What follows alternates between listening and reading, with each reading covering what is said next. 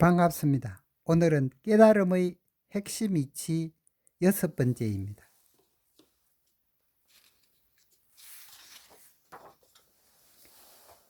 달마 6에서는 시간의 정체를 알아보기로 하겠습니다. 여기서는 끊임없이 변화하는 시간의 정체가 무엇인지 다루어 보기로 합시다. 시간의 본래 모습을 확실히 알면 시간을 멈출 수도 있을 것이기 때문입니다. 여기서 우리는 시간과 시각을 구분해서 생각할 필요가 있습니다. 시각은 지금 여기서의 순간을 나타내고 시간은 시각의 간격을 나타낸다고 볼 수 있습니다. 더구나 1번과 같이 과거는 이미 지나갔고 미래는 아직 오지 않았기 때문에 우리가 경험할 수 있는 것은 지금 이 순간뿐입니다. 더욱이 이 순간은 위 그림과 같이 과거와 미래가 한 몸인 불성입니다. 왜냐하면 불성은 서로 반대되는 두 개가 한 몸일 때를 의미하기 때문입니다. 정리하면 2번과 같이 우리가 경험할 수 있는 시간은 매 순간뿐이며 매 순간은 과거와 미래가 끊임없이 상호 교환되는 혹은 생멸하는 흐름이 있는 그대로 여여한 불성입니다. 여기서 우리는 매우 중요한 결론을 이끌어낼 수 있습니다. 즉, 매 순간은 생멸하는 그대로 영원한 것이라는 것입니다. 이 사실을 알면 생사에서 해탈할 수 있습니다. 3번과 같이 불성은 생사가 한 몸이므로 아무리 생사가 반복하더라도 생사가 한 몸인 불성은 여여한 것이기 때문입니다.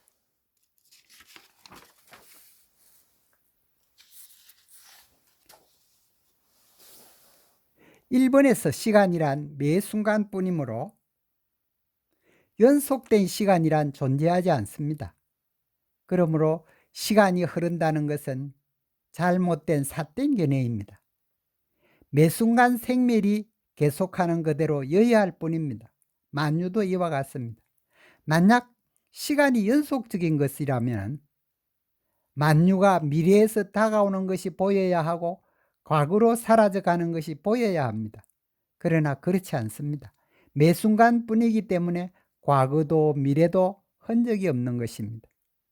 그러므로 이번처럼 내 몸 마음도 매 순간 생멸이 반복되는 그대로 불성으로 영원한 것입니다. 이런 의미에서 과거와 미래는 이런 뿐입니다. 한편 3과 같이 금강경에서는 이 부분을 다음과 같이 표현하고 있습니다. 과거심 불가득, 현재심 불가득, 미래심 불가득. 즉 과거, 현재, 미래가 존재하는 것이 아니라 이 세상에는 지금 여기 이 순간만이 존재하며 또한 끊임없이 변화하는 그대로 영원한 것이라고 설하고 있는 것입니다. 즉 이 설법은 이 세상 만유의 실체에 대한 심원한 뜻을 품고 있는 명언이라고 할 수 있습니다. 이와 같이 우리에게 주어진 시간은 지금 여기 이 순간뿐입니다. 과거와 미래를 생각하는 것은 번뇌일 뿐입니다. 그러면 매 순간을 우리는 어떻게 살아가야 할까요? 모든 것이 불성으로 나와 하나이므로 여기 이 순간 나에게 주어진 일과 하나 되어 사랑과 자비로 최선을 다하는 것입니다. 미래를 위해 일하는 것이 아니라 일의 결과나 미래의 일은 모두 불성에게 내어 맡기고 내가 일 자체가 되어 사랑과 자비의 마음으로 최선을 다해 일하는 것입니다.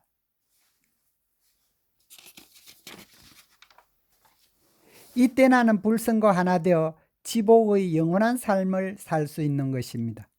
과거와 미래는 망념이요 설령 미래일이 내게 닥쳐온다 해도 내가 어찌할 수 있는 일이 아닙니다. 불성 곧 세상 모든 것이 돕지 않으면 나조차도 살아남을 수 없기 때문입니다. 코로나가, 지구온난화가, 산불, 지진, 쓰나미와 같은 재앙이 덮치면 내가 할 수 있는 일은 거의 없습니다. 이 모든 것을 불성이 인연 따라 만들어내고 있기 때문입니다. 간단한 예를 들면 내가 피아노 연주자로 콩쿠르에 참가했다면 나뿐만 아니라 다른 모든 것을 잊고 피아노와 내가 하나 되어 악보대로 최선의 연주를 다할 때 불성의 가피로 최선의 성적을 얻을 수 있는 것입니다. 이때 매 순간이 불성과 내가 하나 되는 순간이며 지복의 영원한 삶을 살고 있는 것이 됩니다.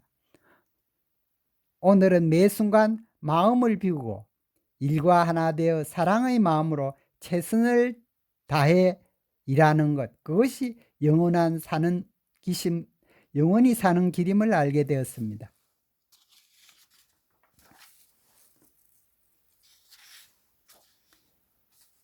달마 7번에서는 대상을 본다는 것이 무슨 의미인가에 대해서 알아보기로 합시다. 여기서는 우리가 대상을 보는 과정을 영화관에 비유하여 설명하고자 합니다.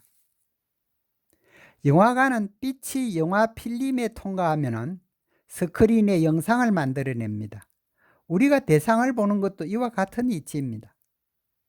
앞서 불성은 일체의 번뇌를 밝게 비추는 등불이요 빛이라고 하였습니다. 우리가 대상을 볼 경우 먼저 대상에 상당한 어필림이 등장합니다. 이 경우 1번과 같이 우리가 대상을 볼 경우 불성의 빛이 대상에 상당한 어필름을 비추면 마음의 스크린에 어필름의 영상이 나타납니다. 내 집 생각을 하면 집안이 떠오르는 것과 같습니다. 우리는 이 어필림의 영상을 보고 내가 밖의 대상을 보는 것이라고 느낍니다.